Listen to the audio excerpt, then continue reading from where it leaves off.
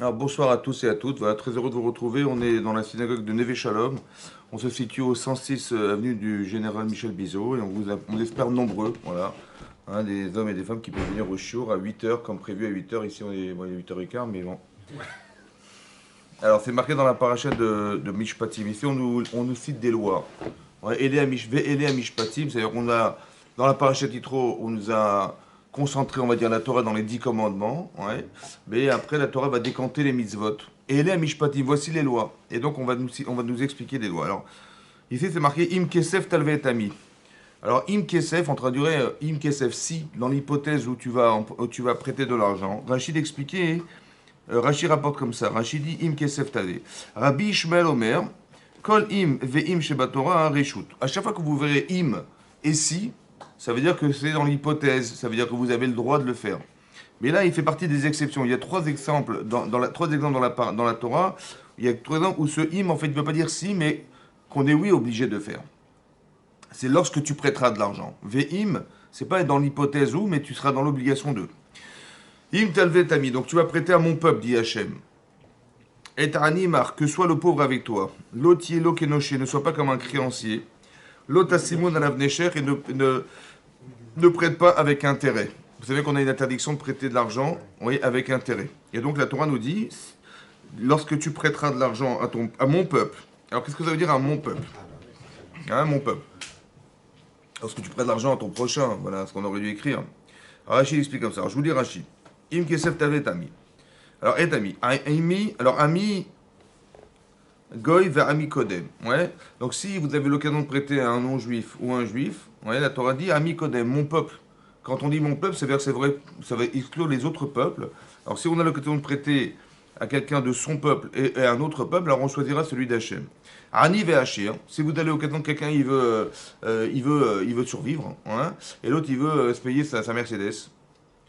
Hein, alors il vaut mieux prêter à celui qui est pauvre, à Nicodème. Ça veut dire chacun a besoin d'argent, d'accord, mais après le besoin d'argent n'est pas le même. Alors la priorité c'est celui qui a besoin pour survivre. Ensuite ça a marqué Aniecha ve Anierecha.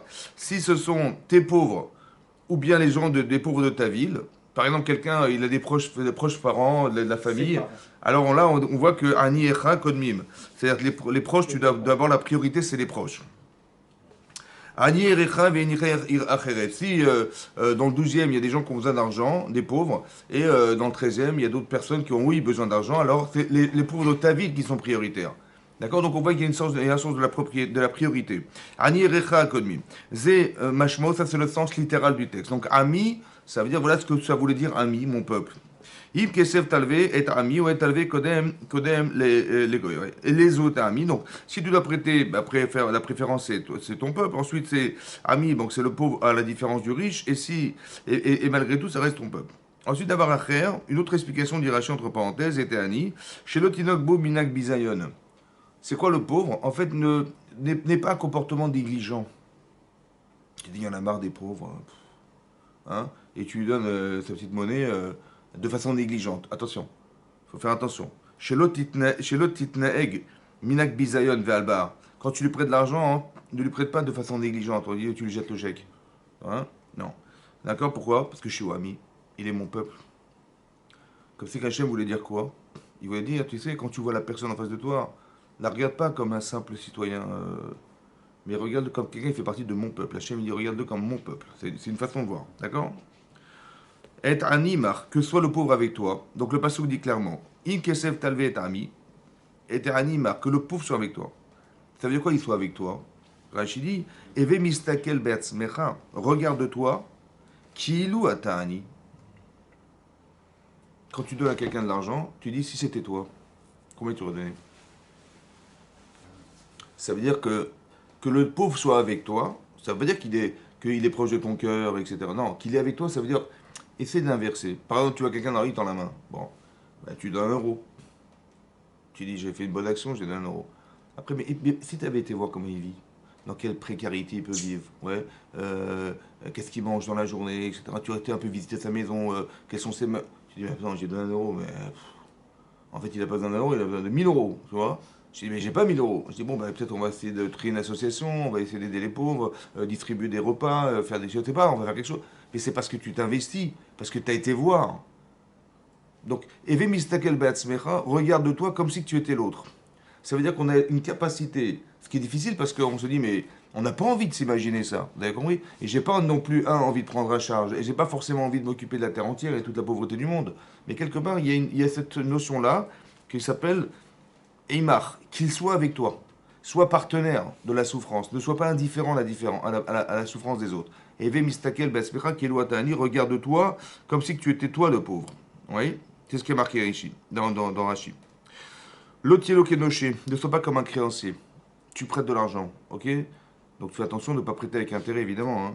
Mais l'otitveinu bechoska, ça veut dire quoi comme un noché, comme un créancier? Quand tu vas lui réclamer, ne lui réclame pas de force. Imata yodea shelo. Si tu sais qu'il n'a pas. Tu dis, voilà, tu sais qu'on arrive à échéance, il doit payer, ok? Tu dis, voilà, la dette est arrivée, tu vas le voir. Maintenant, tu sais qu'il n'a pas d'argent. Tu sais qu'il n'a pas travaillé. Tu sais qu'il n'a pas fait exprès. Tu sais. Alors, Altier Domé qui est élève qui elevato. Attention. Non seulement tu vas pas lui réclamer de force, mais en plus, tu vas même pas. Il faudrait que tu même pas y ressentes en toi que tu as été le prêteur. Ça veut dire qu'on est en train d'expliquer la qualité de la manière dont on a de faire du chesed. Oui, la façon du chesed, ça veut dire que quand vous faites du bien autour de vous, ouais, ouais, quand vous savez que les gens sont redevables, il y a un yetzera évidemment de réclamer l'argent qui est dû, n'est-ce pas? Il y a aussi de l'argent qui dort ailleurs. Et j'ai pas envie, j'ai prêté sans intérêt. En général, les intérêts, c'est dans le but de faire que cet argent, j'aurais pu l'investir, j'aurais gagné de l'argent. Maintenant, je suis prêt à le prêter, mais sur une durée de 2 3 ans, attends, cet argent, il dort, j'ai envie de récupérer cet argent. Et donc, comment je fais? Je prête avec intérêt. C'est ça l'Yetzirah de l'intérêt. Et qu'est-ce qui va se passer? Non, tu prêtes sans intérêt. Tu prêtes sans intérêt. Après, non seulement tu prêtes sans intérêt, en plus, quand tu vas réclamer, ne réclame pas de force, comme si qu'il te devait. Et lorsque tu sais qu'il ne peut pas payer, tu le sais, il ne peut pas payer, il n'a pas d'argent. Alors ne va pas. Hein. Alors tu devrais te montrer à ses yeux comme si tu lui avais jamais prêté de l'argent. Vous avez compris? C'est ça qui est marqué. Altiedomé elav kilo il vato. Et là kilolo il vato.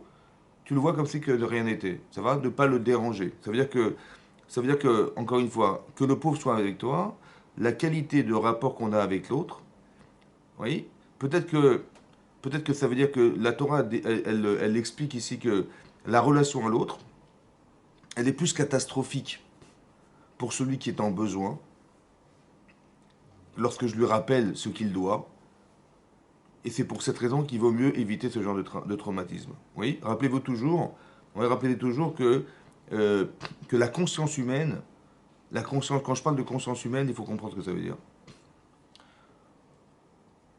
Hachem, quand il crée l'homme, au départ, il va yitzer, c'est marqué qu'il a fabriqué l'homme à partir de la terre.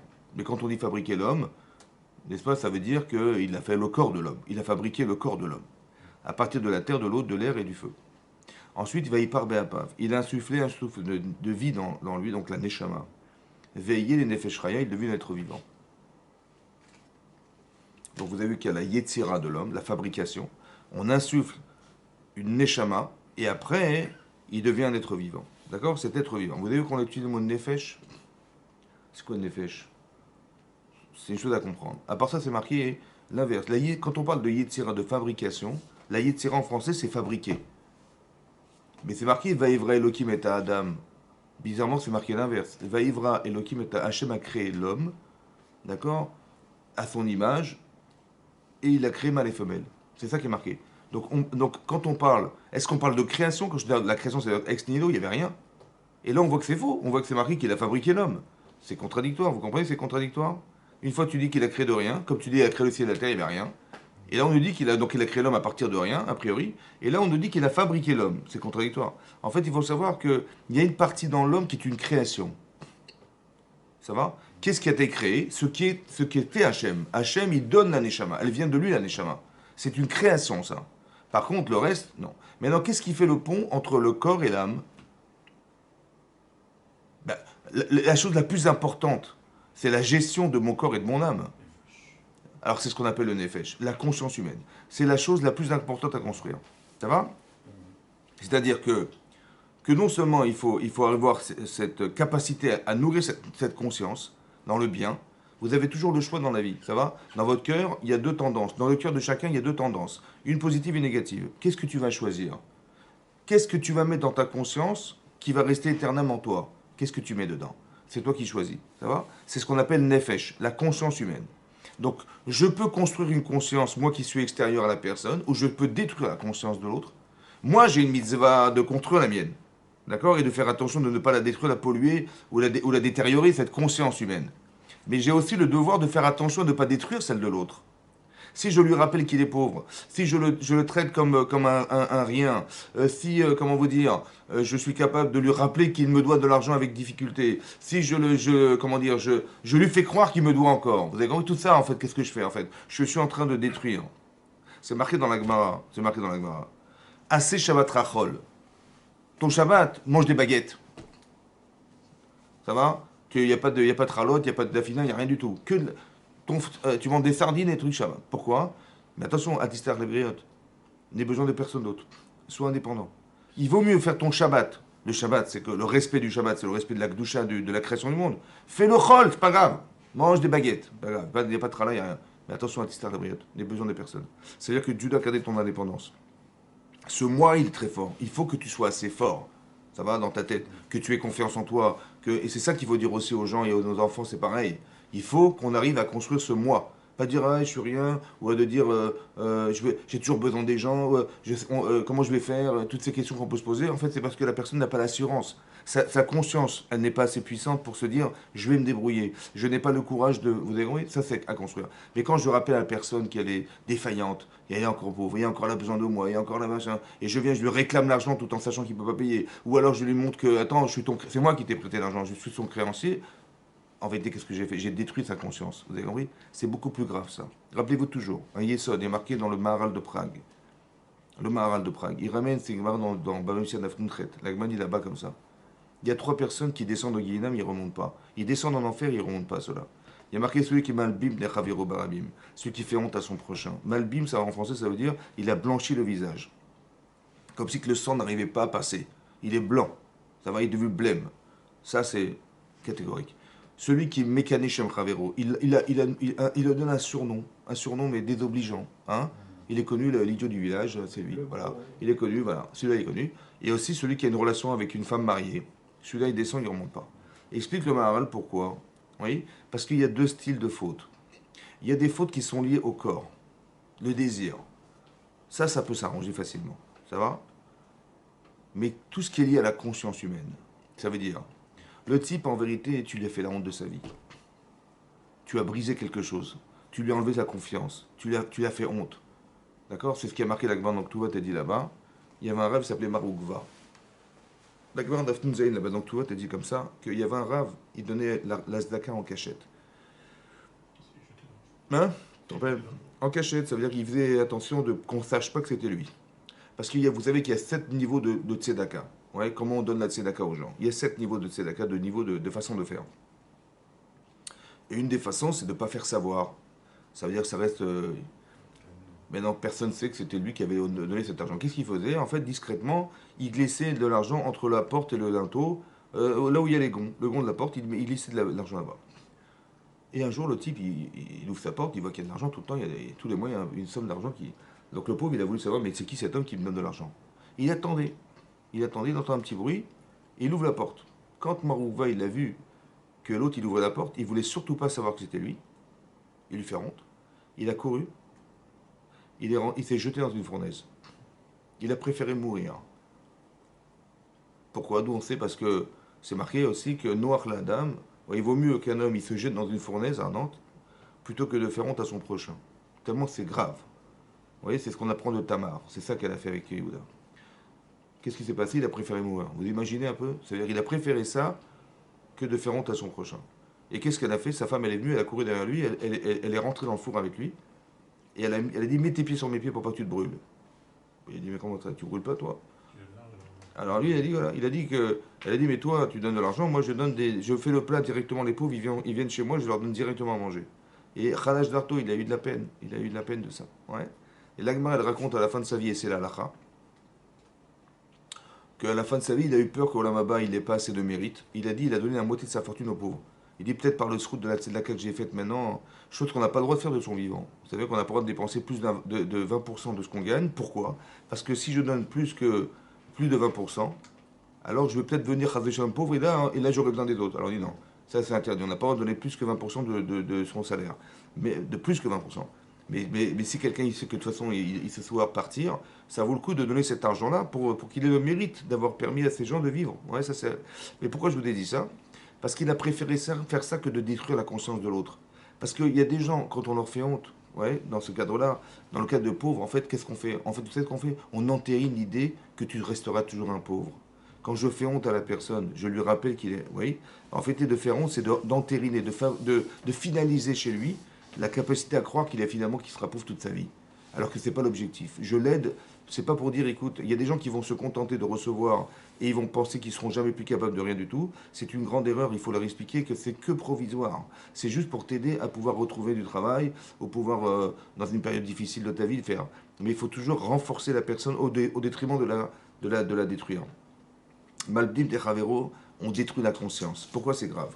Parce qu'en fait, quand Hachem il crée l'homme au départ, il lui donne cette conscience. Tout ce qui va rester de sa vie, c'est cette conscience humaine. C'est ça le mérite de la personne. Tout ce que tu es, on te l'a donné, ton corps, on te l'a donné, ta neshama, on te l'a donné, mais ce nefesh, c'est toi qui as la responsabilité. Quand on dit Akol bile shamaim, tout est mina shamaim, sauf la hirat shamaim, sauf la crainte d'Hachem, ben la crainte, c'est ton choix.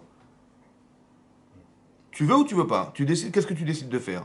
Il n'y a que ça qui te reste. Vous avez compris? Donc c'est cette conscience que tu nourris qui va te rester. C'est ça qui est important. Et donc si je détruis cette conscience, il ne reste plus rien. C'est pour ça que c'est marqué, il descend, il ne remonte pas à celui-là. Vous avez compris? La Gemara dit, mais faire honte à son prochain, ou bien le donner un surnom, c'est pareil. La Gemara, il y a 3 exemples dans la Mishnah. Un, quelqu'un qui fait honte à son prochain, il le fait vraiment la honte. 2, bah, il le traite de l'idiot du village. Mais bah, idiot du village et faire honte, c'est pareil. La Gemara, non. En vérité, la différence, elle est comme ça. La personne qui l'entend dire de lui qu'il est l'idiot du village, elle s'est déjà habituée depuis longtemps. Mais celui qui le dit, il est dans l'intention de détruire. Vous avez compris? Et ça aussi, c'est très grave. Donc, de détruire les autres, c'est grave. Et de se détruire en traitant les autres comme ça, c'est très grave aussi. Ça va? Ça veut dire qu'en fait, il y a un projet derrière, un projet divin. Ce projet divin, il doit se réaliser. Et malheureusement, il ne peut pas se réaliser parce qu'on a brisé la personne. Vous avez compris? C'est plus fort ça que d'avoir empêché, d'avoir mangé de non cachère, on va dire. Oui, pourquoi? Parce que manger de non cachère, ça se regrette.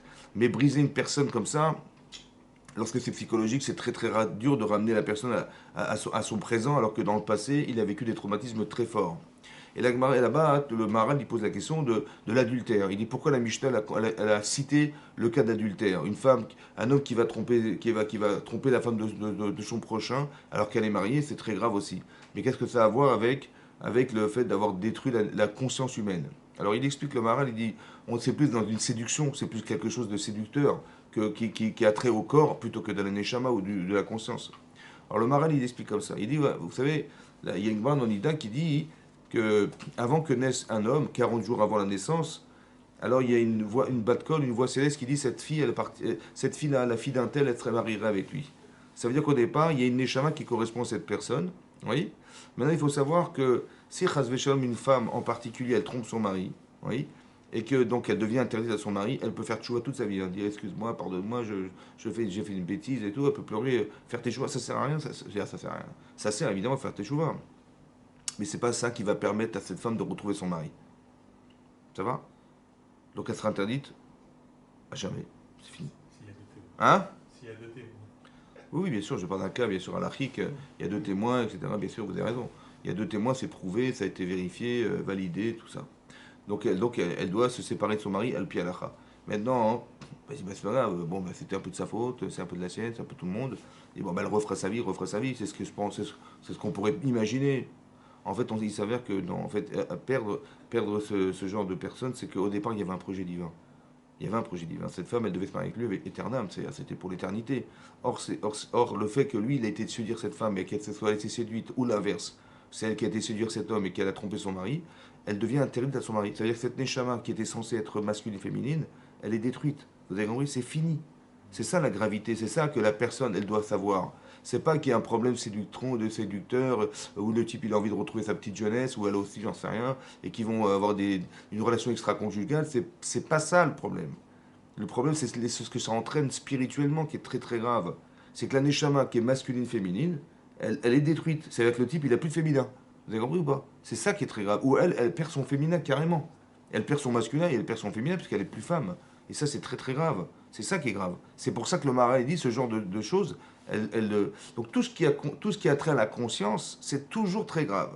On nourrit nous de la conscience, on ne détruit pas la conscience des gens. C'est pour ça qu'ici c'est marqué, Im Kesef Tavani, quand tu prêteras de l'argent. C'est important. Pourquoi c'est important?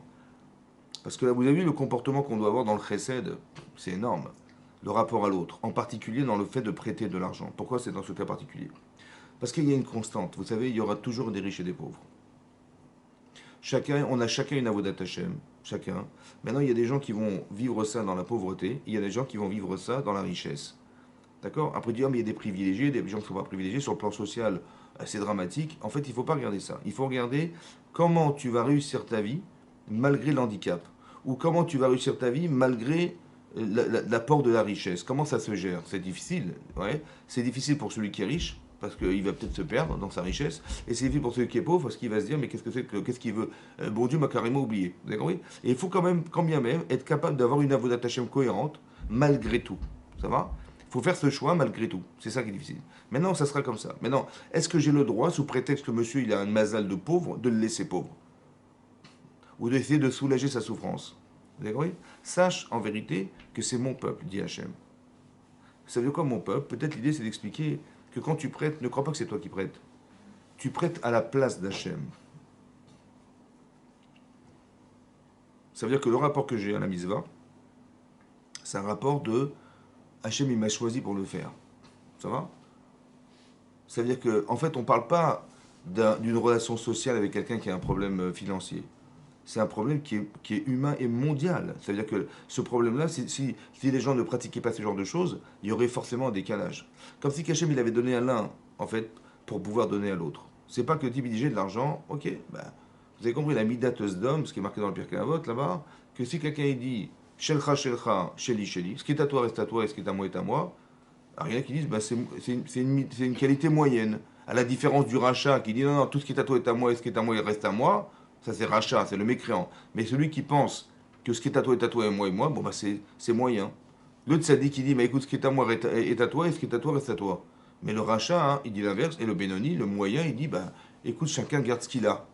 Yeshomri, il y en a qui disent que ça c'est Sdom. C'est la mienne de Sédom. C'est quoi Sédom? Bah si t'as, tant mieux, si t'as pas, bah tant pis. Tu mourras comme ça, sans argent. Vous voyez?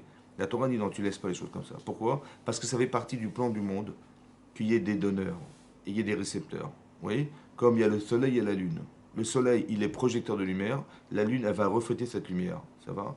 Donc il y a toujours un donneur et un récepteur. Toujours, c'est comme ça. Toujours. Est-ce que tu es d'accord que le monde, il est fait de ça et qu'on t'a choisi toi pour être le donneur? Et sache une chose. Que tu dis, mais moi j'ai donné, donc j'ai gratifié quelqu'un d'avoir le bonheur d'avoir de l'argent. Mais sache que, en fait, c'est grâce à lui que tu es devenu un donneur. Et aussi, sache que c'est tu donnes à mon peuple. Ça veut dire que c'est moi qui aurais dû le faire.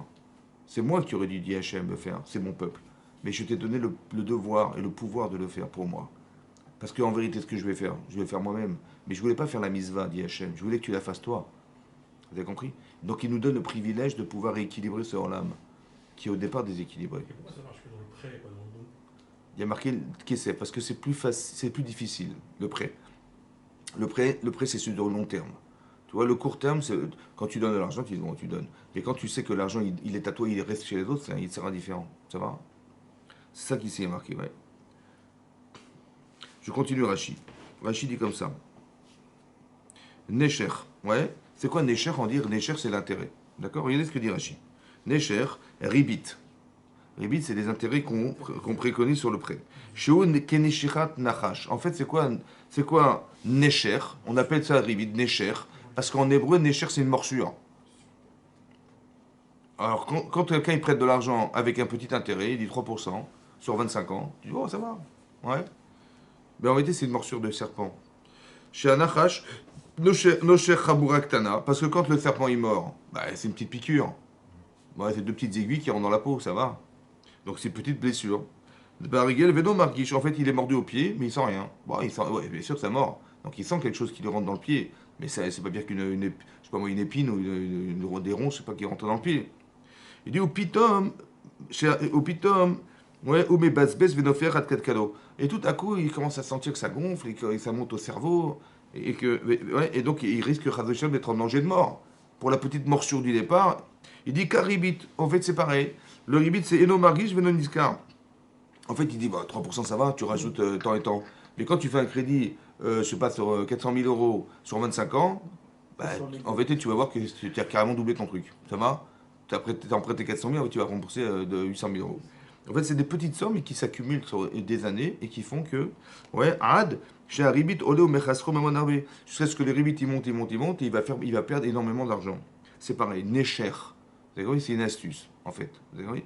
En fait, au départ, j'ai l'impression il m'a rendu service, mais je me rends compte, en fin de compte, que c'est l'inverse qui se passe. En fait, qu'est-ce qui va se passer? Pourquoi c'est grave? Vous avez compris que la qualité du chesed, à travers ça, c'est comme ça. Si déjà tu es capable, écoutez bien, la Torah nous dit comme ça. Lorsque tu vas prêter de l'argent à quelqu'un, il faut que tu saches que tu prêtes à mon peuple. Après, il faut que tu saches que si tu sais qu'il te doit, il, a pas, il doit te rembourser de l'argent, ne viens pas lui réclamer avec force. Mais s'il a de l'argent, ne viens pas dire écoute, je te rappelle que c'est l'heure de me rembourser, d'accord? Et donc tu lui demandes avec force. Non, respecte la personne. Après, si tu sais pertinemment qu'il ne peut pas te payer, il faut que tu sois capable, de te retenir et de lui montrer que tu lui as même pas prêté de l'argent. Et une autre façon de penser, regardez la qualité du rapport, c'est que, attention, quand tu prêtes, tu dois te mettre à la place de celui à qui tu prêtes. Ça veut dire que tu sais que tu donnes de l'argent, ouais, mais mets-toi à la place de celui qui réclame, pas de celui qui donne. C'est facile d'être à la place de celui qui donne, mais c'est compliqué de se mettre dans la peau de celui qui réclame. Il y a de la qualité. Après, on dit attention, mais prête, mais sans intérêt. Hein. C'est bizarre, sans intérêt. Alors que lui, il est dans ce rapport-là, il est prêt à faire jusque-là. Et on te dit non, le fait sans intérêt. Sans intérêt. Pourquoi c'est grave de faire avec intérêt?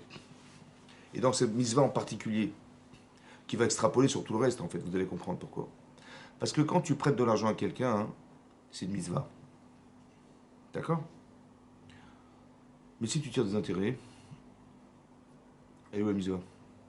Mais si j'ai prêté de l'argent, j'ai donné 10 000, je lui dis tu me rends 12 000. Ça va? Je lui ai rendu service, il a pu marier ses enfants avec. Il dit mais merci. Moi, il m'a rendu 12 000, il m'a rendu 2 000 de plus. Je dis ouais, mais t'as fait la mise-va, puisque de toute façon tu récupères ton argent, on est d'accord? Ou alors tu as fait du commerce, c'est-à-dire que tu viens à la banque. C'est la banque, en fait. Vous savez ce qui est grave, en fait? Le problème, c'est que la personne qui prête à ce niveau-là, en réclamant quelque chose, il désacralise le rapport à la mitzvah. On n'est pas dans la mitzvah, parce qu'au final, tu as gagné. Donc tu l'as fait pour la mitzvah ou tu l'as fait par l'intérêt que tu gagnes d'avoir prêté de l'argent? Vous avez compris ce qui se passe? Ce rapport, ça veut dire que, comme c'est qu'on voulait nous expliquer que quand tu fais quelque chose dans ta vie, n'essaie pas de tirer des intérêts dans ce que tu vas faire. Parce que est-ce que tu le fais pour toi ou tu le fais pour lui? Bah, si tu dis, attends, je t'ai prêté 10 000, cet argent il dort, il faut me rendre 12 000, je suis désolé. En fait, tu le fais pour toi ou pour lui? Bah, t'as gagné de l'argent. Alors, tu fais pas comme Hachem il aurait fait. C'est pas mon peuple, là. C'est pas. Tu l'as pas donné. Si tu vas demander prêter de l'argent à tes enfants, tu réclames pas de l'intérêt, on est bien d'accord. Et si tu le fais avec les autres, ça veut dire que tu fais du commerce. En fait, le problème, c'est qu'on désacralise le rapport à la mitzvah. Ça veut dire qu'on n'est plus dans la mitzvah. On est dans, et c'est tellement. Et le fait de prêter, c'est tellement fondamental, puisque Hachem il dit tu vas prêter à mon peuple, à la différence de donner de l'argent ou de faire de l'Zdaka, ouais, parce que là il y a une vraie nécessité, ouais, que c'est là que ça devient très important dans le rapport à l'autre. C'est pour ça qu'il faut faire très attention, ouais, de faire très attention, de savoir que quand on est en rapport avec les personnes et qu'on doit le faire de façon avec beaucoup de tact, parce qu'il faut savoir que tout ce qui est Ben Adam Lachavero, tout le rapport qu'on a avec les autres, quand on se plante, c'est comme on met la main dans le feu. Tu dis, mais c'est pas de ma faute. Ben, c'est comme dans le feu. Tu mets ta main, tu dis, j'ai pas fait attention, tu t'es brûlé. Ah, si j'ai pas fait attention, ça brûle pas, on est bien d'accord. Non, ça brûle quand même, d'accord? Tu dis, j'ai pas fait gaffe, j'ai pas fait machin. Moi, j'ai réclamé. Écoute, ça faisait longtemps que j'attendais l'argent, il m'a pas rien, j'ai demandé avec force. Tu dis, comment tu t'as mis la main en feu? Attention, parce que lui, il va pleurer. Il va se sentir mal. Il va être désobligé, ça va? Il a rien fait pour ça. Vous avez compris ce qui se passe? Et c'est marqué dans la Torah que celui Chazvé Shalom, qui va abuser de la faiblesse d'une almana, d'une veuve, autant que des orphelins, l'autonou, c'est-à-dire qu'il y a une interdiction d'affliger ces genres de personnes. Attention, parce que s'il crie, vers Hachem, Hachem il écoute les cris. Et qu'est-ce qui va se passer, dit Rashi. Il dit la personne, Chazvé Shalom, elle peut décéder sans qu'on puisse la retrouver. Pourquoi? Parce que sa femme, on ne sait pas s'il est mort son mari. Comme il a pu arriver pendant des guerres, elle ne pourra pas se remarier. Et ses enfants, ils ne pourront pas hériter. D'accord? La gravité de la... C'est-à-dire que si tu te fiches des gens qui sont dans la difficulté, alors quelque part, Chazvé Shalom, on est rattrapé par cette situation. C'est-à-dire que, vous avez compris ce que je veux dire? Le Ben Adam Lachaveru, c'est fondamental. C'est ce que la Torah dit. Le rapport à l'autre, fondamental. Il faut faire très attention d'être respectueux. Parce qu'en face de toi, tu n'as pas une personne. Tu as quelque chose qui est Betzelem Elohim. On va taper dans les enfants d'Hachem. Il faut faire très attention. Très, très attention. C'est un petit peu comme... Il faut redimensionner la façon dont on va de voir les autres. Un petit peu comme... Quand Caïn, il tue Evel. Vous vous rappelez? Là-bas, c'est marqué, dans la Torah, c'est marqué, et c'est rapporté dans la Mishnah, dans Sanhedrin, qu'il a dit, Hachem, il a marqué dans la Torah, Dme achicha tzoakim elai, les sangs de ton frère crient vers moi. Comment ça, les sangs? Comme si qu'il y en avait plusieurs. Il m'a dit oui, parce que quand il a tué Evel, il n'a pas tué Evel. Il a tué tous ceux qui devaient descendre d'Evel. Il n'a pas tué un homme, en fait. Il a tué des millions de gens qui devaient descendre d'Evel. Ça va, que devait engendrer Evel. Qu'est-ce que la Torah voulait nous dire? Qu'est-ce qu'elle voulait nous dire, la Torah, en disant une chose pareille? Il dit, mais essaie de dimensionner l'homme autrement que comme tu le vois. Tu dis, moi j'ai un problème avec mon frère. D'accord? Il me fait concurrence, etc. Ma mère m'a dit que j'étais le numéro un. Elle m'a dit, je m'appelle Caïn. C'est moi qui est le premier enfant né. Caïn, Kaniti, Eshet Hashem. Elle m'a dit, mais c'est moi que tu as acquis comme étant le premier enfant de la création du monde. C'est elle qui me l'a dit. Donc je dois rester le numéro un. Et je vois que mon frère, il a 2 femmes, j'en ai qu'une. Je vois que mon frère, on lui accepte son corban et moi on me le refuse. Attends, ça va pas. Donc qu'est-ce qui va se passer? Il va vouloir éliminer son frère pour qu'Hachem n'ait pas le choix que de choisir Caïn. Il faut qu'il soit numéro un. Vous avez compris? Qu'est-ce qu'il fait? Il tue son frère. Je dis, mais t'as pas compris. T'as pas tué ton frère. T'as fait un génocide. Tu sais combien de millions d'innocents sont derrière? Si tu avais vu les millions d'innocents, tu l'aurais tué ou pas? Je dis, bien sûr que non. Essaye de redimensionner ton regard sur l'autre. Essaie d'élargir le regard. Ça va? Donc là, Hachem, quand il dit c'est mon peuple, tu élargis le regard. Quand tu dis mets-toi à sa place, tu élargis le regard. Tu te sensibilises. Quand tu vas, vous avez compris? Qu'est-ce que je suis en train de vous dire? Que dans ta conscience, il y a du bien et du mal. Essaye de nourrir le bien. Vous avez compris? Quand on dit Yetzeratov, Yetzerara, c'est pas stam. C'est pas pour nous dire des. C'est que dans ton cœur, il y a un côté positif. Essaie de remplir ce côté positif. Mets-toi à sa place. Qu'est-ce que tu aurais fait à sa place? Vous avez compris? Tu vois, est-ce que tu aurais aimé qu'on te parle comme ça? Non. Est-ce que tu aurais aimé qu'on te réclame de force alors que tu sais qu'il n'a pas? Non. Donc, essaie de remplir cette case. Au lieu de dire, non, moi, il me doit, je suis désolé, il me doit me payer, et j'ai pas besoin, hein, mais je veux que. J'ai pas envie qu'il croit que je suis un dupe. Attention, je suis désolé, il faut respecter les horaires, il faut respecter les échéances. Sans tenir compte de la détresse. Vous avez compris ce qui se passe? Très attention à ça. Très attention. Mais en vérité, qu'est-ce que je gagne? Je gagne que je me construis. Je construis grâce à lui cette sensibilité que je n'avais pas. Vous savez, il y a Gemara dans Babatra d'Afudbet, et on a dit là-bas, hein, qu'un jour, Tournous Roufous, il a demandé à Rabbi Akiva. Hein? Ouais. Il a dit, je comprends pas, si Hachem il aime tellement les gens, pourquoi il a fait qu'il y ait des pauvres dans le monde? Comme ça, il a demandé. Il a répondu à Rabbi Akiva, c'est pour donner un mérite aux riches et qu'ils n'héritent pas le Gehinam d'enfer. Je sais pas comment il a demandé, mais pourquoi il y a des pauvres? Il dit, ben, justement, c'est pour aider ces gens-là à se sortir d'une situation. Il n'a pas parlé de la misva qu'on a de sortir le pauvre de la situation dans laquelle il se trouve. Il a dit, c'est pour donner un mérite aux donneurs de ne pas hériter du Gehinam de l'enfer. Alors là-bas, le Rav Yerucham, il explique la question et la réponse. Quelle était la question de Tournous Roufous? Il dit comme ça, il y a une incohérence dans la Torah. Il a dit comme ça, il y a une incohérence. Des fois, les gens, ils sont devenus pauvres. Tu sais pourquoi? Parce que, comme c'est marqué dans la Gemara dans Kiddushin, que normalement, j'ai jamais vu Rabbi Lazar Rabbi Shimon Rabbi Lazar, il a dit, j'ai jamais vu un oiseau qui mourait de faim. Ça va? J'ai jamais vu, je sais pas, dans la nature, les choses, elles ne périssent pas. Ça va? Elles trouvent leur parnassa, elles trouvent de quoi manger. Leur subsistance, elle se trouve dans la nature. D'accord? Il dit, c'est déjà les animaux qui sont là pour louer Hachem ou louer la création du monde, ou bien pour faire que le décor soit merveilleux, alors Hachem, il s'occupe d'eux. Alors nous, qui sommes le centre du monde, n'est-ce pas qu'Hachem, il va s'occuper de nous?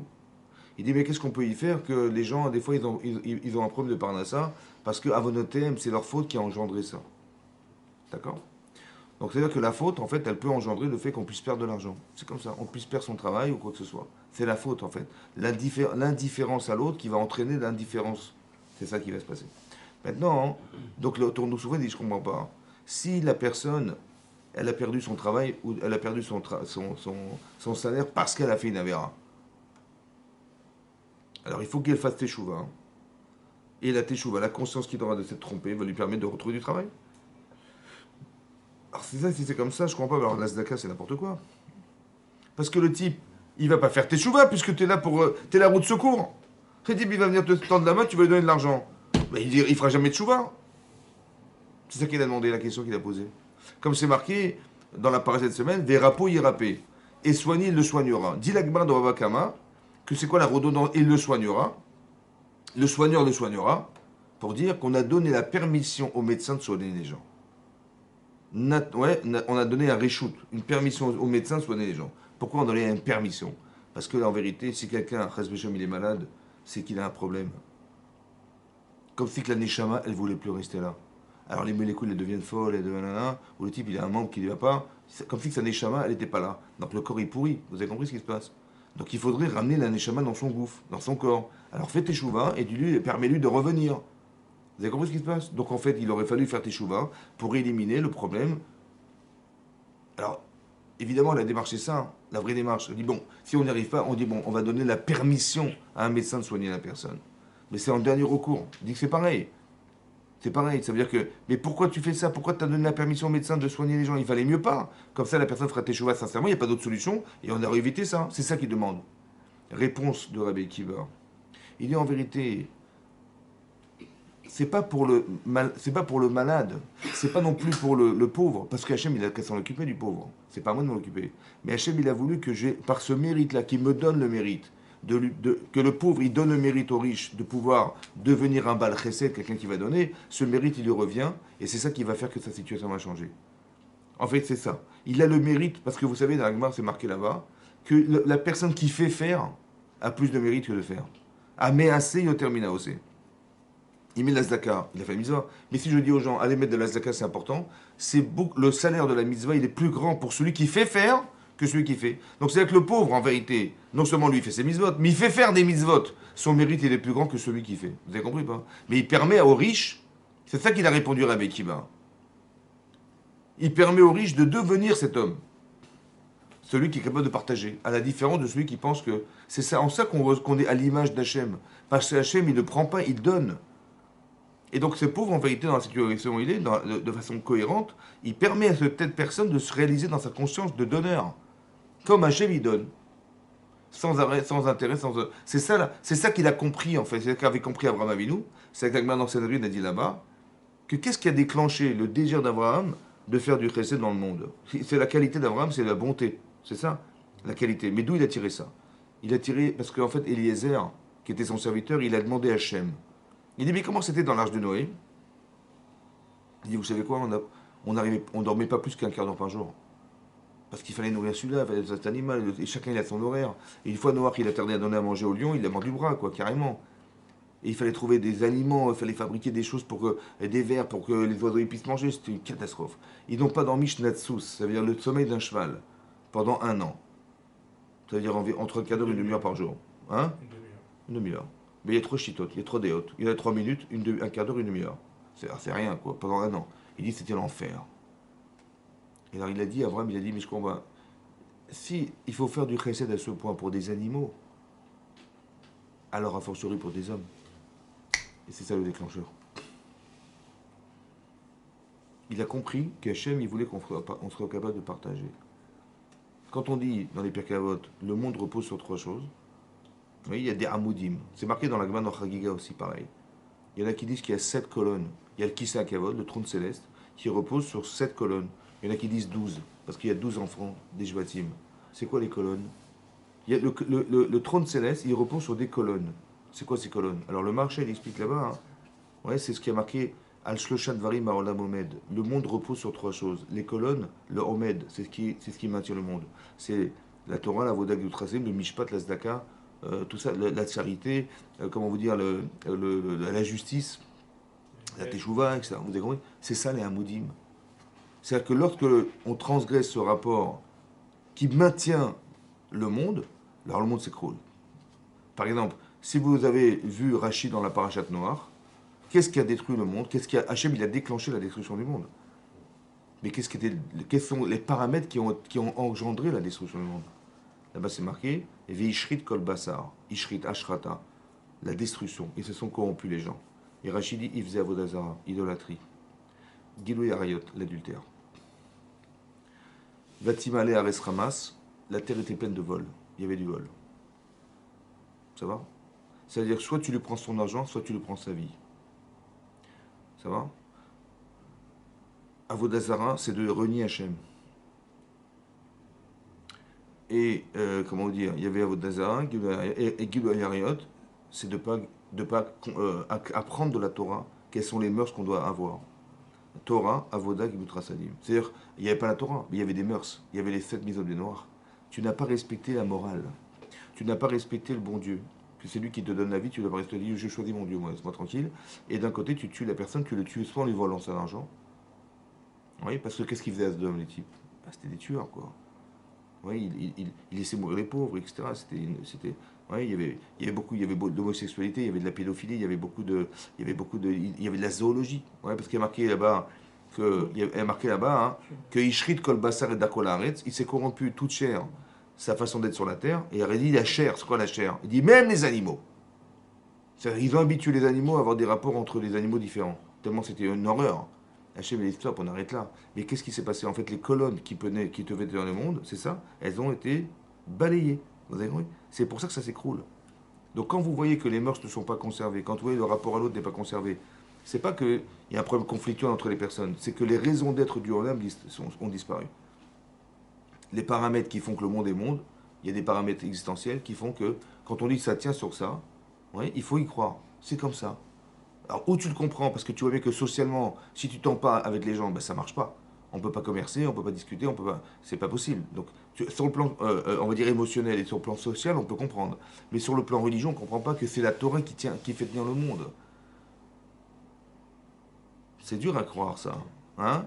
C'est la Torah. Ça veut dire qu'il y a marqué Ilma les Torah. Si ce n'était la Torah, si je n'avais donné la Torah, Chukot Shamaim Va'aret lo samti. Les lois du ciel et de la terre, je n'aurais pas placé, dit le prophète. Ça veut dire que si la Torah n'existait pas dans le monde, et si elle n'était pas étudiée, pratiquée, jamais le monde aurait dû être monde. Ça veut dire que la raison d'être, c'est comme ça que la Gemara dit aussi dans Chagiga, oui, dans Psachim aussi, la Gemara dit aussi là-bas, que on dit, vous savez, avant Baruch Amar de Shabbat, on dit qui est l'Olam Chazo 26 fois. La Gemara dit pourquoi 26? Parce qu'il y a 26 générations entre la création du monde et le don de la Torah. 26 générations. Et en fait, le monde n'aurait pas dû exister, parce qu'il n'y a pas de Torah. Alors, Hachem, Bechazdo, par sa bonté, il a fait que le monde était monde sans la Torah. Mais en vérité, il espérait que ça, qu'on accepte la Torah. Que sans l'étude de la Torah et sans la pratique de la Torah, le monde n'aurait pas dû être. Comme c'est marqué Yom Hashishi, Rachid dit pareil, Yom Hashishi Vaïchou Lachamim, le sixième jour, pour le sixième. Le sixième, c'est quoi ce He? Alors Rachid dit le He, c'est les 5 livres de la Torah, et Shishi, c'est arrêter de faire du Shishi. Non, et le Shishi, c'est le sixième jour du mois de Sivan, qui est le jour où Hachem a proposé la Torah. Il a dit au monde, si les bénis Israël acceptent la Torah sur le mont Sinaï le 6 Sivan, on continuera. Sinon, le monde sera chosen et ovavou. Si on n'a pas eu la capacité à accepter la Torah le jour de Shavuot, on n'aurait pas eu cette capacité à accepter la Torah, le monde aurait été détruit. Il serait revenu au tohu comme il était au départ. Mais est-ce que vous comprenez qu'il faut croire en ça? Que sans la Torah, le monde n'a pas de raison d'être. C'est extraordinaire, faire attention, c'est du sérieux. Ça veut dire que sans l'étude de la Torah et sans la pratique des mitzvot, le monde s'autodétruit. Ça va? Sans l'accomplissement de la Torah, ça s'autodétruit. Ça va? Donc ça veut dire qu'on est en train d'expliquer ici la faculté qu'on a d'exister avec les autres, sur le plan humain et sur le plan spirituel. Au début de la paracha, on dit Ele Amishpatim, voici les lois de la Torah. D'accord? Et on va nous citer les lois de la Torah. Donc vous voyez, il y a une flopée de lois. Ça va? La première, c'est Im Tikner Evadivri. Si un jour tu dois employer quelqu'un qui est un hébreu, un employé, ouais, toi un employeur, tu dois employer cet homme. Qui c'est cet employé? En fait, c'est quelqu'un qui a volé. Ouais, comme ça dit Rashi, là-bas, comme ça la grande Kiddushin a dit, que c'est quelqu'un qui a volé. Il a volé, et malheureusement, il ne peut pas rendre l'objet qu'il a volé, ou bien il a dépensé la somme, il n'a pas de quoi payer. Qu'est-ce qu'on fait? Ouais. Alors on dit, il va être embauché par un employeur. Ça va? Pour rembourser sa dette. Mais en vérité, c'est pas seulement pour rembourser sa dette. Parce qu'il va pouvoir travailler chez lui, chez Shanim. Il peut jusqu'à 6 ans. Ça veut dire que ça peut durer 6 ans. Mais pourquoi faire? En fait, vous avez compris que, comme ça dit la Gemara, que quand quelqu'un qui est un employeur, il emploie quelqu'un, il n'a pas employé un employé. Il est connaît Adon et Asmo. Il y a marqué dans la Gemara qu'il va acheter, quand il va employer cette personne, il va engager un maître, pas un domestique, pas un employé. Et là, alors Tofot, il ne comprend pas ce que ça veut dire. Il dit, ben, si on a 2 oreillers, ben, chacun prend l'oreiller. Si on a 2 matelas, ben, chacun prend le matelas. Et si tu vas me dire, dit Tosfot, qu'il y a un seul matelas, il y a un seul oreiller, il dit, mais écoute, je suis désolé, il n'y a que le matelas, bah écoute, te donner, je peux pas, le garder, je peux pas devant toi non plus, alors on va dormir par terre tous les deux. Il dit, ça c'est Midatz d'homme, ça se fait pas ça. Alors qu'est-ce qu'il faut faire? Il faut que l'employeur qui a un seul oreiller, il le passe à son employé. C'est ça, connaît Adon et Asmo. C'est lui, mon maître, je lui donne à lui. Et si on a un seul matelas, je lui donne. Pourquoi faire? Pour lui dire comme ça. Tu vas travailler, tu vas rembourser ta dette. Mais ce que je voudrais surtout que tu comprennes, c'est que tu sois capable de comprendre que tu peux vivre par tes propres moyens. Tu peux jouir du résultat d'un travail. Quand tu voles, qu'est-ce que tu fais? Tu dis des types, ils sont bêtes. Ouais, soit le type, il dit, ben, écoutez, j'ai pas été formé, mes parents ne sont pas occupés de moi, j'ai pas eu d'éducation, j'ai vécu dans la cité, dans la rue. On peut comprendre que dans ce désastre-là, il dit, ben, mon seul moyen de survie, c'est de voler. On peut comprendre. Il y a des gens qui volent, mais par vice. C'est-à-dire, ils sont très intelligents, brillants, mais ils utilisent leur intelligence en se disant, regarde, le type, ça fait 10 ans qu'il travaille. Ça fait 10 ans qu'il a accumulé un salaire dans un compte. Ouais. Moi, qu'est-ce que je vais faire? En 1 heure, je vais récupérer 10 ans de travail. Je lui pique, je cambriole sa maison, je fais un braque, je vais braquer une banque, je vais faire un hold-up. Vous avez compris ce qui se passe? Vous avez compris ce qui se passe? Il utilise son intelligence au service du mal. Et il pense que dans cette spirale, il peut vivre. Parce qu'il est malin, monsieur. On lui dit, écoute, mon chéri, tu n'as jamais vécu le plaisir du résultat d'un effort. Toi, ce que tu as vu, c'est de récupérer l'effort des autres. Mais est-ce que tu es capable d'arriver à vivre en pensant que tu peux jouir du résultat de ton effort? Alors dans le travail, tu vas y arriver. Et combien ça prend de temps? Ça peut prendre 6 ans pour arriver à changer sa façon d'être. Ça va? 6 ans. Ça veut dire qu'est-ce qu'on est en train de faire? C'est ce qu'on appelle la réinsertion sociale. Ce que nous on appelle dans le monde moderne, et on va réinsérer, on va faire de la formation, etc. En vérité, ça fait très très longtemps dans la Torah où c'est marqué. C'est ça la réinsertion sociale. Un type qui n'a pas les capacités à pouvoir vivre de ses propres moyens, je vais t'apprendre à vivre. Je vais t'apprendre à travailler, je vais t'apprendre à te suffire à toi-même. Ça, c'est le ivri. Mais non, c'est marqué là-bas, hein, Kitikne Eved Ivri, Sheshani Meaoud Vashivit, après 6 ans, il doit sortir. Prinam. Chofshi, ça veut dire qu'il doit être libre. Mais si monsieur, il dit non, écoutez, je suis très très bien. Voilà, j'aime ma femme, j'aime mes enfants, j'aime mon maître, je veux rester là. Ouais, droite. D'accord? Donc il est dans sa zone de confort où monsieur, il dit non, je veux rester à Ived. Ah, attention, non, non, ça, c'est parce c'était pas prévu, ça. Donc qu'est-ce qu'on fait? On lui prend l'oreille, on le met devant le délai, devant la porte et devant la mezouza, et on lui perce l'oreille. Alors Rachid là-bas, il ramène, il dit pourquoi? Parce que en fait, l'oreille qui a compté le Tignov, il a entendu ne vole pas. Il n'a pas écouté, donc on lui perce l'oreille. Mais on lui perce quoi en fait? Le lobe de l'oreille. Pourquoi le lobe? Parce que monsieur, il aurait voulu ne pas entendre. Et quand tu veux pas entendre, qu'est-ce que tu fais? Bah tu prends ton lobe et tu mets dans le trou de l'oreille. T'entends rien. Il dit, mais de toute façon, ton lobe, il est troué. Donc le son, il va passer. Tu pourras jamais occulter le fait de l'entendre. Ça, c'est une chose. Deuxièmement, pourquoi la mezouza? Et pourquoi on dit Eved Ivri? Est-ce que c'est un hébreu ou c'est un Israël? On a reçu la Torah déjà, on est bien d'accord. Donc c'est un Ben Israël ou un Ivri? Avraham, c'est Eved Avraham à Ivri. Ok. On dit Yosef, c'est un Ivri. Mais c'est avant Matan Torah. Moshe aussi. D'accord. Donc c'est avant Matan Torah, avant le don de la Torah. Mais là, on est après le don de la Torah. Pourquoi on l'appelle Eved Ivri? Comme ça, il demande le Rabbeinu Bechaye. Il dit pourquoi on l'appelle Eved Ivri? C'est pourquoi? Parce qu'il est resté un Ivri dans sa tête. Il est resté en Égypte, monsieur. Mais nous, on était esclaves. Et pourquoi tu veux retourner à l'esclavage? Tu veux encore, tu veux croire que tu as besoin d'avoir besoin des autres. Alors tu as Eved Ivri, je veux pas d'un Eved Ivri. Tu sais quoi? Nous, on était en Égypte. Nous, on était des Ivris. Mais que c'est ce que Hachem nous a dit? Prenez le sang, aspergez les poteaux. Ce poteau, c'est le témoin. de ta libération. Et toi, tu veux rester un esclave, tu veux rester quelqu'un, alors je prends et je te mets devant. Tu vas voir le témoin. Et le sang qu'on a versé, c'est le sang que je vais verser de ton oreille. Tu n'es pas ivri. D'accord? Non, Mais tu es pas Ben Israël. Tu es tu n'es encore pas Israël. ivri. Tu n'es pas ivri. Tu es Israël. Donc je ne veux pas que tu reviennes à l'idée que. Lui, il Maintenant, reste combien ça va Israël. durer de quand? Il dit, mais je veux rester comme ça. Ok, on va lui rester jusqu'au Yovel. Ça veut dire, tu resteras Léolam. C'est marqué, il restera un esclave Léolam, un esclave, un employé Léolam à jamais. Mais on explique que Léolam, ça veut dire jusqu'au 50e année. Ça va? Pourquoi 50 à votre avis? Parce que lui, il veut rester dans les 50. Il veut rester dans les 49. Comme nous, on était 49e degré de Touma. Mais pourquoi tu veux rester là-dedans? Ta dépendance, c'est ça ta Touma.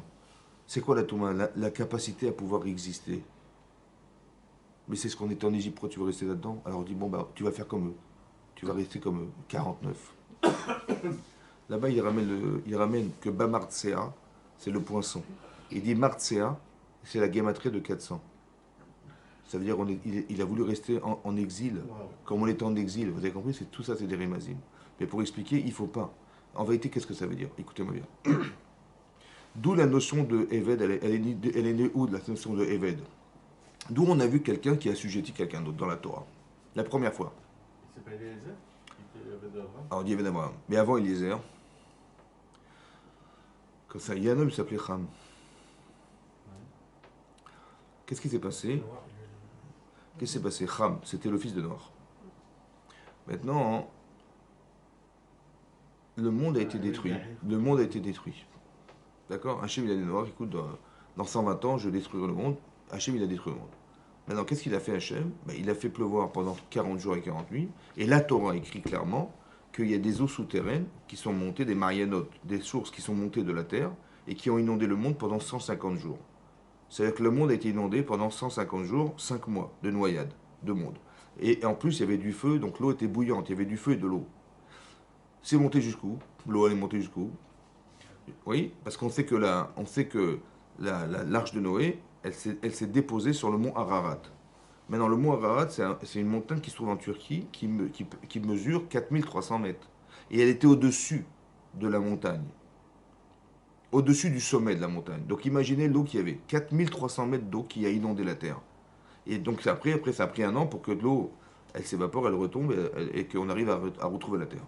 Mais quand Noir il sort de l'arche de Noé, est-ce qu'il est sur la terre ou sur la lune? Kolayekum, tout ce qui pouvait tenir a disparu. Il n'y a plus d'arbres, plus rien. Plus. Tout était nu, il n'y avait plus rien. Vous avez compris ou pas?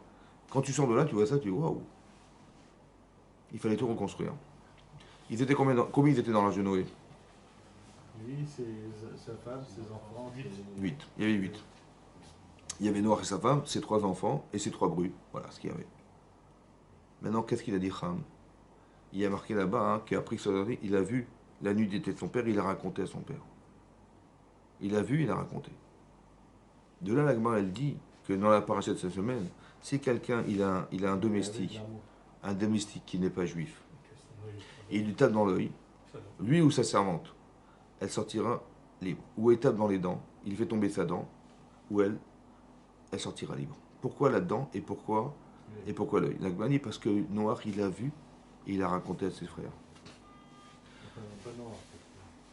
Cham, est-ce que Cham, il a vu, il a vu la nudité de son père, c'est marqué dans la Torah. Bayard, il a vu la nudité de son père. Maintenant, c'est qu'est-ce qu'il a vu en fait? La Gemara, elle dit dans Sanhedrin qu'il a castré son père. Ou alors il a abusé de son père. Il a eu un rapport homosexuel avec son père. Il y a les deux. Ouais, c'est ça qu'il a vu. Comme ça, c'est marqué dans la Gemara. Maintenant, qu'est-ce qu'il a dit son père? Quand il a su ça, il a dit le 4e enfant que tu auras, il deviendra Evel Lechav. Il deviendra un esclave pour ses frères. Est-ce qu'on peut maudire ses enfants à jamais? Sur un coup de nerf, on peut, mais est-ce que ça veut dire quelque chose? Il a décidé, Noach, il a dit, tu deviendras ta 4e génération. Pourquoi? Pourquoi 4e génération? Alors là-bas, Rachid explique dans le Chumash. Il dit parce que, en fait, Ham, il a fait un calcul d'intérêt. Et il dit, on est 3 frères. Vous comprenez, on est 3 frères. Donc si on est 3 frères, bah, toute la planète, la Terre, toute la planète Terre, on la divise en 3. Ça va? Donc on a un tiers chacun. C'est beau ou pas? Super. Si mon père il a un 4e enfant, ben 1, on va diviser par 4, et 2, vous savez ce qui risque de se passer? Quand on est 3, si 2 se disputent, le 3e va dissuader les 2 de se calmer. Mais si on est 4, On risque d'être 2 contre 2. Et 2 contre 2, ça veut dire 2 équipes. Et 2, c'était Caïn et Evel. Et Evel, il a tout perdu, il est mort. Alors écoutez, j'ai pas envie de mourir. Et j'ai pas envie de perdre non plus. Donc, il va castrer son père pour ne pas perdre. Vous avez compris ça? Alors comme il a fait ça, hein, alors Noach, il a décidé que la 4e génération de Ham, elle deviendrait esclave. Et là-bas, le Maharsha, il explique dans Sanhedrin que c'est Eretz Kush. C'est le pays de Kush qui est l'Afrique. Bah, il faut savoir que Ham, il n'est pas devenu noir à cause du soleil. Hein. Là-bas, c'est marqué dans la Gemara hein, qu'il y a 3 personnes qui ont fauté dans l'arche de Noé. Fauter, ça veut dire que le monde était en souffrance, tout le monde mourait, et eux, ils ont eu un rapport avec leur femme. Il y a eu le chien, le corbeau et Ham. Et c'est qu'il y a marqué dans la Gemara que l'Akabib Saro, il était frappé dans sa chair, il est devenu noir. Donc sa couleur, en vérité, elle a changé dans l'arche de Noé. Pas qu'elle a changé à cause du soleil, ni à cause de... Hein? C'était une Avera Lishma. C'est pas une Avera Lishma, non, c'est par plaisir. Elle était enceinte de Hog. C'est pour ça qu'elle a eu... Le deuxième, il y avait Hog et l'autre, c'est que... Hog, il était sur l'arche de Noé. Oui, mais Sichon, d'où il vient? Il vient de la femme de Ham. Ah, c'est possible. En tout cas, il en reste que ça a été reproché à Ham d'avoir eu cette. Disons que l'idée qu'il a eue, elle n'était pas cohérente vis-à-vis de la souffrance du monde. C'est pas. Et donc c'est pour ça qu'il a eu ça. Mais non, ce que je veux vous dire là, c'est comme ça. Il a décidé que son fils il serait Eved. Pourquoi? Et c'est de là qu'est né le Eved. C'est de là. Pourquoi il a dit ça? Parce que comme ça. En fait, vous avez compris que quand vous mettez sur la balance, je vais gagner de la terre et je vais priver mon père d'avoir des enfants. Vous savez ce qu'il a choisi lui? Il a choisi la terre, il a choisi le pouvoir, il a choisi l'argent, au détriment de la morale. Ça va? Alors tu vas devenir un Eved. C'est quoi un Eved? C'est quoi un esclave? Un esclave, c'est quelqu'un qui va faire, mais pas pour lui, il va faire pour les autres. En vérité, tout ce que tu croyais, c'est que tu croyais que ton père était à ton service. Parce que si il te sert, tant mieux, s'il te dessert, laisse tomber, je vais le castrer. Tu crois que les autres sont tes serviteurs, mais tu plaisantes. Alors il faut que tu comprennes que c'est toi qui vas être au service des autres, au détriment de croire que les gens sont à ton service. Vous avez compris? Combien ça va durer de temps? Il a dit, pour que tu corriges ce défaut, il faut que ça prenne l'éternité. Donc quand tu vas devenir Eved, c'est-à-dire le comportement que tu vas avoir dorénavant de t'occuper des autres, ouais, il va durer l'éternité pour que tu corriges ton défaut personnel de croire que le monde est à ton service. Ça, c'est de façon extérieure. De façon interne, écoutez bien. Est-ce que vous pensez sincèrement qu'il a choisi Ham de castrer son père? C'est un choix. C'est un choix. Est-ce qu'il est logique ce choix? On va dire que ce choix il est alimenté par son Yetzeratov, son bon ou son mauvais penchant? Hein? Mauvais. Mauvais, ça veut dire qu'il a alimenté ça. En vérité, vous allez comprendre qu'il n'est pas l'esclave. Il n'est pas devenu esclave des autres, il est devenu esclave de lui-même. Écoutez bien, à chaque fois que vous verrez quelqu'un qui va être manipulé par son Yetzirah, par son mauvais penchant, c'est lui qui crée l'esclavage. C'est quoi l'esclavage? C'est de savoir que si tu croyais être dominant, tu vas être dominé. Vous avez compris? Écoutez bien ce principe. Que la réalité de la pression qui existe les autres sur nous pour nous rendre des esclaves, c'est parce qu'on a été nous-mêmes esclaves de notre Yetzirah. C'est pour ça que l'esclavagisme existe. Vous avez compris ce que je veux dire? Si la personne se sent faible, dit bah, c'est socialement comme ça, vous savez, les gens qui sont faibles, eh ben, ils deviennent des proies pour les forts. C'est comme ça. En fait, c'est faux. C'est parce qu'en vérité, la personne, elle se sent faible parce qu'elle adhère à ce qui est faible chez elle. Alors, elle va forcément engendrer quelque chose qui est un système pour lui rappeler que si tu es assujetti, on va t'assujettir. Pour que tu comprennes la souffrance que d'être assujetti à quelque chose d'autre. Vous compris? Soit parce que tu te sens faible, soit parce que sous prétexte que tu te sens fort, monsieur, et qu'à cause des autres, tu vas devenir faible, alors tu vas détruire les autres. Donc, c'est-à-dire que les autres sont en service. Non. Tu vas devenir un Eved. Vous avez compris? C'est de là qu'est né la Havdout en Mitzraïm. Pourquoi tout à coup, Paro, Melech Hadash, il y a un nouveau roi qui vient, il s'installe. Melech Hadash, de quoi tu parles? Bah oui, bah soit c'est un nouveau roi, soit non, il a innové dans ses décrets contre les Juifs. Il sait connaître Yosef. Attends, tu lui dois tout à Yosef. Cet hébreu là, tu lui dois tout. La richesse que tu as, c'est lui en fait. C'est d'accord ou pas? Comment tu peux à l'encontre de Yosef en assujettissant son peuple? C'est pas possible. Alors il dit non, il a fait. Pourquoi il a fait ça? Mais c'est pas logique. Vous savez pourquoi? Parce que puisque nous on s'assimile, en fait on est assujetti à notre Yetzirah. Alors Hachem, il va déclencher chez lui le désir de nous assimiler, de nous rendre esclaves. Tu es esclave de quelque chose, on va te rendre esclave pour que tu comprennes qu'il y a autre chose qui fait que tes choix sont illogiques. Parce que toi-même, tu as choisi le mauvais côté des choses. Vous avez compris ce que ça veut dire? C'est extraordinaire. C'est-à-dire que si tu ne te rends pas compte, quand toi tu fais du reste à quelqu'un, tu dis, mais lui, c'est mon serviteur, c'est moi qui le sers. Il faut que tu comprennes que c'est faux. Vous avez compris? C'est toi qui... C'est pas... Comme le maître, il dit, mais j'ai acquis un maître pour moi. Tu deviens par lui quelque chose. Vous avez compris? Quand tu prêtes de l'argent, c'est avec mon peuple que tu prêtes de l'argent. Cette façon de voir, elle doit être nouvelle dans votre tête pour vous apprendre à éduquer la façon de voir les autres. Vous avez compris? Un petit peu comme si qu'on devrait être capable de calquer, un petit peu comme j'aurais fait avec mes enfants. Ben, avec mes enfants, évidemment, je ne suis pas un calculateur, je ne vais jamais faire des choses pareilles, mais je peux le faire avec les autres. Essaie de t'inspirer de ce que tu aimes, de ce que tu respectes. Tu respectes ton père, tu respectes ta mère, oui. Ben, inspire-toi de ce que tu respectes pour l'appliquer à ce que tu pourrais ne pas forcément respecter, ou du moins tu pourrais être dans l'exploitation de la faiblesse des autres. Sache que, tu comprends? C'est ça. C'est-à-dire que ton père, c'est ton maître. Alors si tu sais respecter ce qui est fort, donc tu prends ton côté Yetzeratov pour respecter les gens, alors Hachem, il fera la même chose pour toi. Comme c'est marqué, quelqu'un qui prélève de Maaser, oui, il prélève de Maaser, oui, Tita Hacher, il va devenir riche. Aser, Ketchater. Vous voyez pourquoi? Parce que, qu'est-ce que tu fais? C'est quoi la différence entre la Tzedaka et le Maaser? Bah, quand tu donnes une pièce de monnaie ou tu donnes 10% de ton salaire. C'est quoi la différence? La différence, c'est comme ça. C'est marqué dans le Chafetz Chaim. Quand je donne 10%, je m'associe au projet divin. Tu t'associes à moi, dit Hachem, alors je te multiplie par 10. Non. La tzedaka, c'est une partie de toi, de ton argent. Mais c'est pas pareil. C'est ça la différence entre la tzedaka. Hachem, il a dit, éprouvez-moi dans cela. Tu ne peux pas éprouver Hachem. Si elle dit, je donne la tzedaka pour X chose, non. Ou non, il s'assoit seulement pour devenir riche. Ça va? Ça veut dire que tu peux éprouver Hachem en disant, j'ai donné, tu me donnes. D'accord? Mais ça, c'est que parce que tu t'associes à un projet.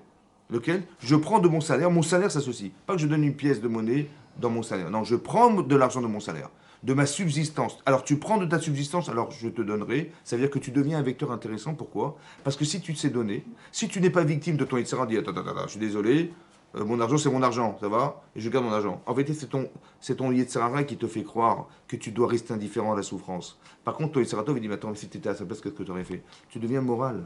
Vous avez compris? Et si t'étais toi le pauvre, alors t'aurais aimé quoi? Ah bah oui, bien sûr, mais je suis pas le pauvre. Je dis, ah, ça t'arrange, hein? Bah non, il faut pas que tu dises ça m'arrange. Il faut dire que mets-toi dans la peau de celui qui subit. Vous avez compris pas? C'est ça qu'Hachem il voudrait. Et si tu fais ça, tu deviens partenaire. Et donc Hachem il va te donner parce qu'il cherche des gens qui savent donner. Il y a tellement de besoins dans le monde. Alors tu vas devenir riche. Pourquoi faire? Pour arriver à combler ce qui manque. Vous avez compris ce qui va se passer? C'est pas dans l'intérêt de te rassurer d'avoir de l'argent. C'est de savoir que cet argent, si tu sais le donner, alors on va te donner. Qui est des chez Tita Hacher, tu vas devenir cher. Ou sur le titre Haser, tu ne manqueras rien. Il y a un Midrash Tanchuma aussi pareil, dans Parashat Re'eh, pareil, il dit pareil. Chez le titre Haser. Mais il faut savoir que c'est ça le Maaser. Ouais, c'est de participer. Vous savez qu'il y a marqué, l'Agma dit dans. On voit dans la Parashat Nassau, c'est marqué là-bas comme ça. Il y a marqué, il y a une juxtaposition dans le texte de la Parasha entre le Kohen, qui doit recevoir des prélèvements d'Israël, vous voyez, des prélèvements des Troumot, et la Parasha de la Sota, la femme qui est soupçonnée d'adultère. Qu'est-ce que ça a à voir les deux sujets? Alors là-bas, c'est marqué, Rachidi, que si tu ne donnes pas au Kohen, un jour tu amèneras ta femme chez le Kohen. Que ça c'est marqué. Vous avez compris ou pas? Ah, compris. Tu dis, tu donnes pas au Kohen, tu vas amener ta femme chez le Kohen, et tu vas voir qu'elle va aller au Beth Amikdash et elle va être soupçonnée d'adultère. Alors comment j'ai expliqué ça? C'est comme ça, c'est très simple. Si un type, il sait qu'il a des obligations, voilà. Le Kohen, il ne travaille pas. Il ne travaille pas le Kohen. Donc il est au Beth Amikdash, tu as besoin de lui ou pas? Bien sûr, quand j'ai fait une faute, je vais aller voir Cohen. Quand, je sais pas, moi j'ai amené un sacrifice de remerciement, je vais voir le monsieur Cohen. J'ai besoin de Birkat Kohanim. Ben, monsieur Cohen, il dit, bah, le pauvre, il n'a pas de travail. Il travaille bien, donc il faut bien l'entretenir. Donne la terouma. Donne un prélève un peu de ton argent pour le faire subvenir à ses besoins. Il dit, non, mais non, qu'il se débrouille. Attends, ça... En vérité, dans les 100% que j'ai, il y a une partie qui revient au Cohen, on est d'accord. Ça, je dis, mais qui se débrouille. En vérité, le problème, vous savez ce que le problème? C'est que ce monsieur, il ne s'est pas donné. Il ne s'est pas donné à ceux qui ont besoin. Est-ce que sa femme, il va lui donner? Il va lui donner de l'attention, il va lui rappeler sa femme, il va rien donner du tout. Vous avez compris pas? Et si elle ne reçoit pas, qu'est-ce qui va se passer? Elle va chercher ailleurs. Parce que l'amour qu'elle espère de son mari, elle ne va pas le trouver. Alors elle va tromper son mari. Vous avez compris? Elle a fait un mauvais choix, évidemment. Parce qu'elle aurait dû dire à son mari, écoute mon chéri, j'existe. Tu vois, tu m'as pas vu, je suis là. Mais en fait, elle a fait ce mauvais choix. Mais le problème, c'est que qui c'est qui a entériné ça? C'est lui qui a entériné. Parce qu'il n'a pas donné la suffisance qu'elle avait d'être aimée. Elle ne se sent pas aimée, madame. Ouais. Comme il ne s'est pas donné, il ne s'est pas donné. Il ne s'est pas donné au Cohen, mais pourquoi il va donner à sa femme? Vous avez compris? Alors il va donner à sa femme, c'est Cohen. Ça veut dire que, en fait, tu devais te redonner des centimes. Tu regagnes ta femme, c'est stupide. Tu donnes une intention, tu donnes un regard, tu donnes un sourire, ça te coûte que rien. Tu donnes un petit cadeau, ça te coûte quoi? Tu vas perdre ta femme, c'est pire que ça, non? Donc il vaut mieux être capable de partager. Et quand tu ne donnes pas, ça se retombe ça te retombe. Vous avez compris? Vous avez compris ce qui se passe? C'est-à-dire que le rapport Ben Ravero, il est logique. Mais ça, il faut comprendre comment ça marche. Et c'est ça qu'Hachem, il organise. C'est ça la mitzvah, en vérité. C'est extraordinaire. Tu vas te construire éternel dans une façon de respecter les autres. C'est ça. Et ça s'appelle la mitzvah. Ce que je vous dis là, c'est à 3300 ans. Hein. Ça veut dire que, vous avez compris? Ça veut dire que la Torah, regardez l'intelligence. Regardez ce que Hachem, regardez la façon de... Mais je sais pas, moi, il y a 1000 ans, on était au Moyen-Âge. Hein. Il y a 2000 ans, c'est les Vikings, les barbares, les machins. C'est des chilouchim de fou. Quand tu vois ça, tu dis, mais comment il y a 3300 ans? Mais c'est divin, ça. Hachem, il te dit, fais comme ça que tu dois te comporter. C'est comme ça que tu dois vivre. Ce rapport à l'autre. Nous, on est Rahmanim, mais pourquoi on a pitié des gens? Parce qu'Abraham, il a fait ce boulot. Et on a été engendré par ça, etc. Vous avez compris? On est Rahmanim, on a pitié des gens, on a des qualités humaines. Mais c'est le travail qui a été fait par nos ancêtres, ça. C'est ça la vérité. Mais parce qu'ils ont étudié la Torah, parce qu'ils ont... C'est comme ça. Et donc on doit s'acharner à pouvoir étudier, à savoir quel est le comportement le plus exact, parce que l'objectif c'est ça, c'est de devenir des tzadikim. Mais on étudie pour justement savoir quel est mon relationnel à l'autre, qu'est-ce qu'on appelle la mitzvah, par exemple dans ce cadre-là. C'est un exemple que je vous ai donné, mais pour vous expliquer, je ne fais pas dans l'intérêt de soi, je fais dans l'intérêt d'eux, ça va? Et c'est comme ça que ça marche. C'est comme la tafina Shabbat, tu manges pourquoi? Parce qu'elle est bonne? Oui, bien sûr, elle est bonne. Mais tu manges parce que tu vas fêter quelque chose. Tu te fais plaisir en fêtant quelque chose. Tu extrapoles, vous avez compris? C'est comme le mariage de ses enfants, ou les khatanim, ben ils mangent, quand ils se marient, ils ne mangent pas. Bon, ça leur a coûté bonbon. On leur dit, écoutez, attendez, j'ai payé, ça m'a coûté 50 000 euros. Bon, allez danser, écoutez, je peux rester avec ma femme, ça vous dérange pas, ça va? Je peux manger? Ils ne mangent même pas. Parce qu'en vérité, la nourriture, c'était un moyen de fêter, c'était l'occasion de fêter le mariage. Ça veut dire que la séouda, le repas, n'est que la représentation physique de l'événement. Il est énorme l'événement, alors tu vas faire un grand repas. Mais en vérité, c'est pas pour moi que je le fais, c'est dans l'intérêt de fêter quelque chose. Mais tu vois bien que tu manges pas pour toi, tu manges dans l'intérêt d'eux. C'est pareil. Le Shabbat, c'est parce qu'on va fêter la création du monde, ça se fête, alors on va fêter. Vous avez compris? Tu t'es habitué à faire dans l'intérêt d'eux, pas dans ton intérêt, dans l'intérêt d'eux. Et c'est comme ça qu'on construit son Olam. L'autre, il est là dans ton intérêt de te faire grandir. Les épreuves de ta vie, elles sont là pour que tu la traduises dans le bon sens. Qu'est-ce que tu vas devenir par ça? Pas comment tu vas exploiter ça pour toi. Vous avez compris? Ram, quand il voit son père, il dit, voilà, catastrophe. Oh là là. Attends, s'il a un quatrième enfant, c'est une catastrophe. Voilà ce que je vais faire. Ou alors, de façon égoïste, il va violer son père carrément. Vous avez compris? Voilà. Donc, il s'en fout de lui. Ah, tu t'en fous? Alors, il faut que tu apprennes à reconnaître. Comment tu vas faire? Tu veux dire un Eved. C'est quoi un Eved? C'est que tu vas travailler pour les gens. Tu vas reconsidérer les choses. Tu vas commencer à apprendre. Vous avez compris ce qui se passe? C'est pour ça que le Eved Ivri, il ne faut pas qu'il reste Eved. Il ne faut pas qu'il reste l'employé éternel. Il faut qu'il soit libre. Indépendant. Alors on te dit, bon, si tu l'es pas, je vais te rendre indépendant, mais après tu dois sortir d'ici, je veux pas te voir. C'est comme les enfants, à un moment donné, ils vont se marier, on n'est pas là pour les garder à la maison. C'est ça l'objet. La liberté, c'est ça qui est. La liberté de choix ou la liberté de ne plus avoir le choix. Tu n'as plus le choix que de croire qu'il faut que tu te libères d'ici. Tu dis, ah mais j'ai le choix, je peux rester ou je reste pas. Il ne faut pas que tu aies le choix. La liberté, c'est de ne plus avoir le choix de se tromper. Vous avez compris? C'est ça. Et donc on reçoit la Torah pour avoir la liberté de ne pas se tromper. Tu l'étudies, tu peux te tromper, tu ne peux plus te tromper. C'est marqué. T'as une halakha, donc j'ai la liberté de ne pas. Quand j'ai fait teshuva, j'ai la liberté de ne plus recommencer ma avéra. C'est pas que maintenant, mais tu avais le choix, tu n'as plus ce choix. Mais je veux pas l'avoir. Je veux pas laisser la possibilité de me dire mais fais ça ou fais ça. Je veux pas. Je veux avoir la liberté de ne pas choisir la faute. Alors tu dis, mais tu perds ta liberté. Ouais, la liberté de choix, j'en veux pas, moi. Bien sûr que je l'ai, mais je veux pas. Je veux avoir la liberté de ne pas pouvoir choisir. Je veux pas hésiter. C'est ça que je veux. Vous avez compris, pas? Voilà. C'est ça. Et c'est ça qu'on espère. Chazak ou Baruch, Chazak.